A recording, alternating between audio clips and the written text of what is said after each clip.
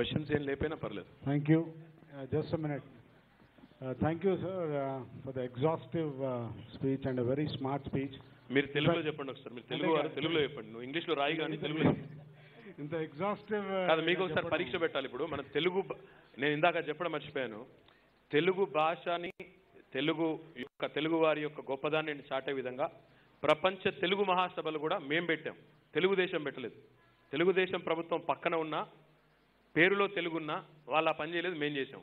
కాబట్టి రవికాంత్ రెడ్డి గారితో నా విజ్ఞప్తి ఏమంటే, నువ్వు ఇంగ్లీష్లో హిందీలో రాసుకో, నాకేం పర్లేదు, తెలుగులో మాట్లాడి తెలుగు వారందరికీ అర్థమయ్యేటట్టు చెప్పు. పరీక్ష అనుకో. నేను కూడా తెలుగు మీడియమే కాబట్టి కాదు, కొన్ని వర్డ్స్ అవి రావు, కొన్ని పదాలు రావు మనకు. కొన్ని ఎగ్జాస్టివ్ అంటే చాలా విపులంగా, చాలా విశదీకరించి చెప్పారు.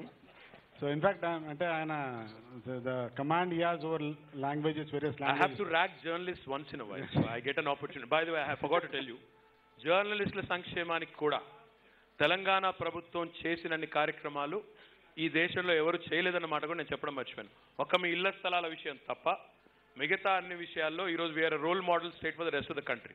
దట్ ఆల్సో మీ సమస్యలు మీరు చెప్పుకుంటే బాగోదు, మీరు ప్రజల తరఫున గొంతులై మాట్లాడాలి.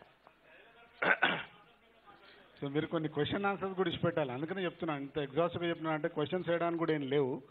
But as I was telling, senior journalist from Delhi was saying, I mean the way he speaks, he conveys so much that అసలు వాళ్ళు చెప్తున్నారంటే యాజ్ అ మినిస్టర్ తో యార్ ఢిల్లీ మే హోనా చాహియే, and we hope you catapult yourself from Telangana to Delhi, and you will, as the saying goes, that go for the long run rather than the short dash.